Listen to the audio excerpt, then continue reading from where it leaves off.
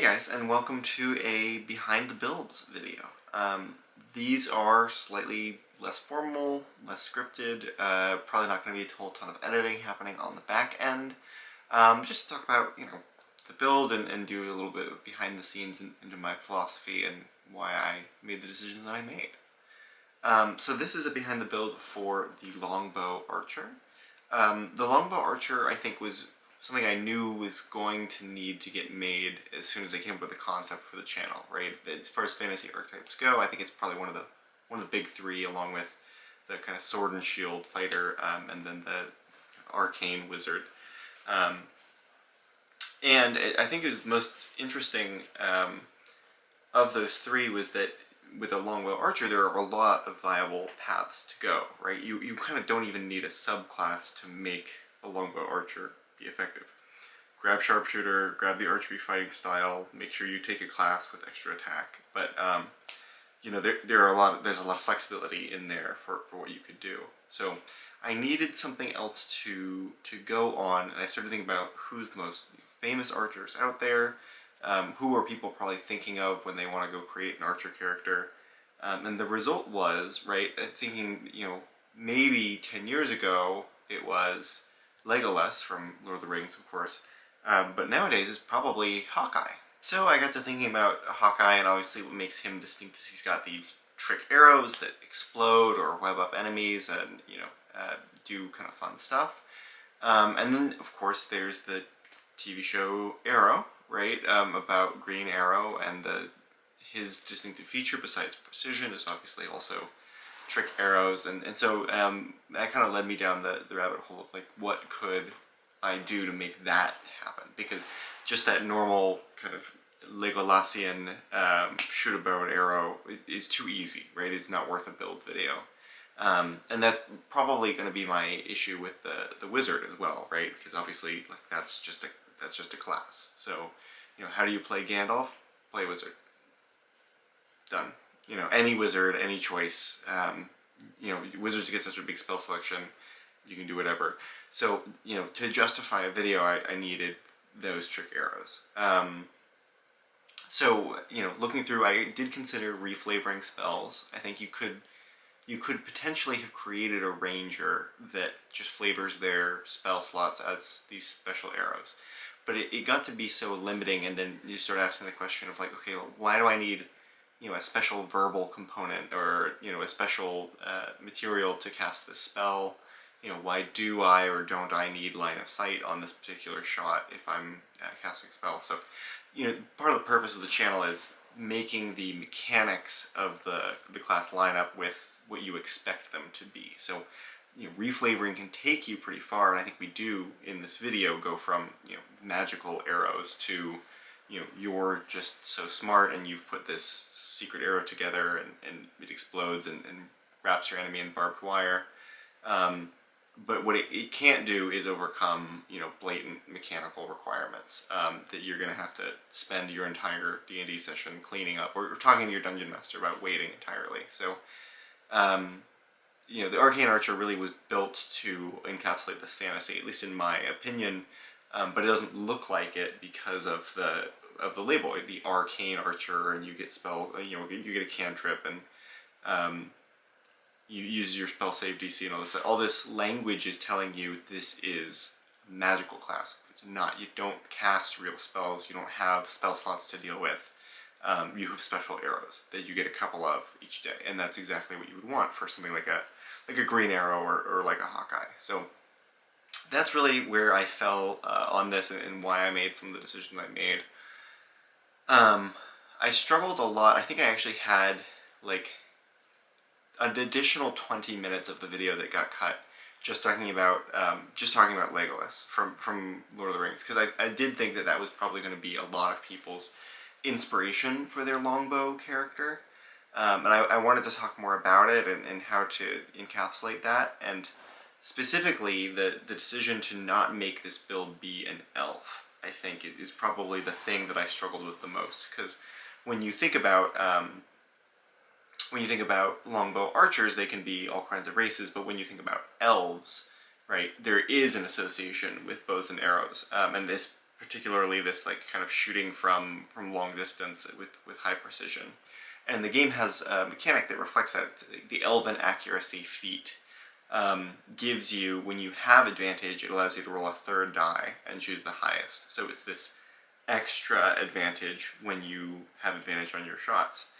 So the question, of course, then is, well, how am I getting advantage on a longbow hit, right? So the way you would do that is either surprise, some sort of spell to help you out, or what I was going to do was take some rogue levels and use the optional steady aim feature. So you steady aim as a bonus action, and then fire with advantage. With Elven Accuracy gives you triple advantage, and you pile on that sneak attack damage because you were able to attack with advantage, and you make one longbow shot, but it's much more devastating, right? And you get that kind of that feeling that Legolas has of like every shot is a headshot, right? You're super accurate, dealing a ton of damage on that one hit.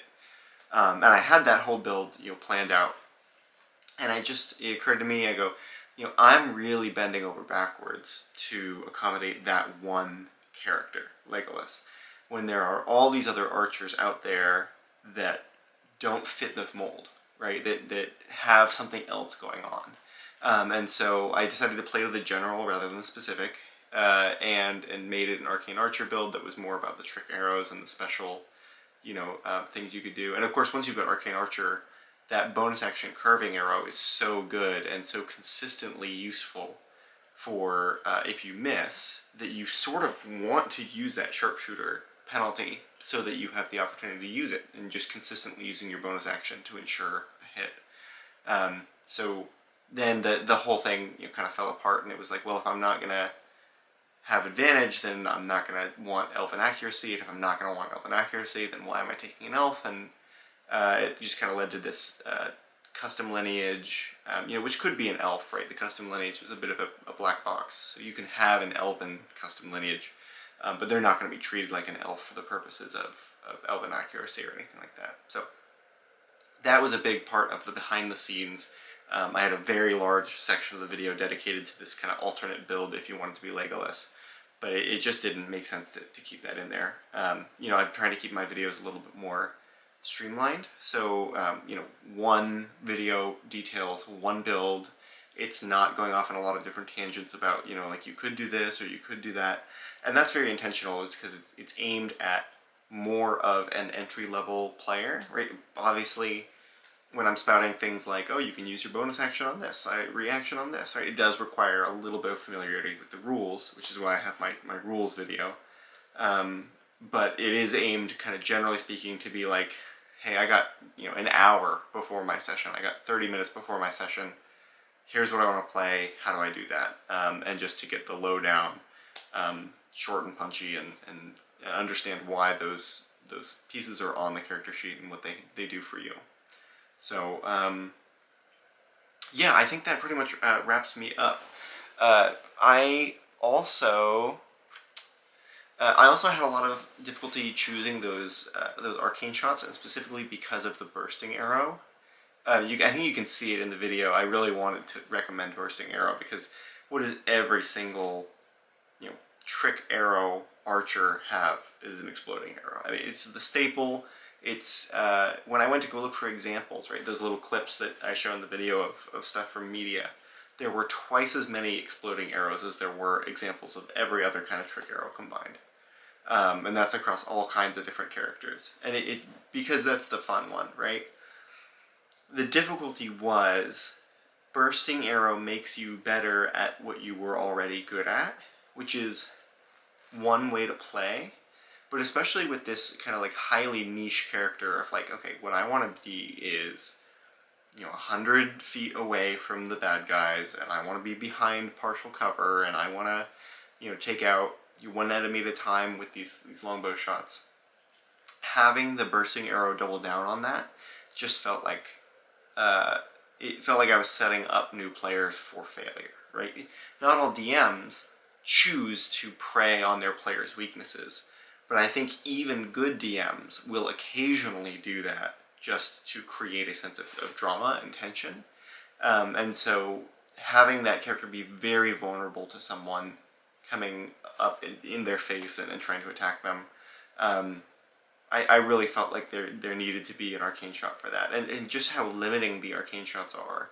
2 per short rest means you're not using one every round. You're not even using one in every combat, I think. If you're, encountering a bunch of different enemies within a short period of time. And so the idea, the bursting arrow, I knew if it's on your character sheet, you're never gonna not want to shoot a bursting arrow. So then if you've got some sort of emergency, banishing arrow, you're out of shots. So I knew it would be too much of a temptation. It wouldn't necessarily get the results that new players were expecting from it. It's not a fireball or anything like that. And they were going to be vulnerable to other types of bad guys. So I felt like it was my responsibility to recommend for new players that they cover their weakness and have these special arrows in case of emergencies. And you know what? 14, 15 damage on a single arrow shot at very low levels is already incredibly powerful. You're already probably one of the best consistent damage dealers in your party, even if you take the entire arcane archer subclass out. You remove all the features from the class, you're still dealing an incredible amount of damage consistently. And by the end there, with your dexterity maxed, your sharpshooter in play, you're dealing 20 damage a shot when you hit most of the time. And that's, it's time to start looking elsewhere, right? If you're able to put out nearly 40 damage per turn consistently. Still, I think I made some good choices when it came to those arcane shots, right? The entangling arrow having that very high damage cap, very applicable for someone who's very far away, and who, I think your DM might have that cognitive balance of like, I need to be attacking, all the party members, keeping them in danger. Let me send some guy after the archer who's shooting from 100 feet away. And now that weakness turns into a strength, right? Because that enemy is going to be severely slowed down and they're going to take a lot of damage on their way to you. Banishing arrow, I think, is super helpful. That shadow arrow in particular matchups, I think is absolutely critical. And then that seeking arrow is such a fun, I mean, when you want an archer who is extremely accurate, I think that's exactly what you're thinking. And I love that it's within the range of the weapon too, right? Because that is how it would feel to be super accurate. But other than that, I think those are all of the major challenges I faced doing this build. It was a relatively simple one. If these type of videos are helpful to you, then let me know in the comments. If you like videos like this, a little bit more rambly, a little more behind the scenes, if you want to see pieces of this incorporated into those main videos, let me know. And if you don't like videos like this, you can let me know that as well. They really help me. I think, I do have a day job, and I have many other things besides YouTube, so getting a build out, once every 2 weeks is about what I can handle, and having videos like this to kind of space it out and give me that lead time to be working on the next build helps me out a lot. But if you think it's a waste of time for me to be putting these videos up and you don't enjoy them, let me know, and maybe we'll swap this out for something else, or we can go ahead and switch to just a bi-weekly schedule. With that, thank you guys so much for watching, and I will see you all next week.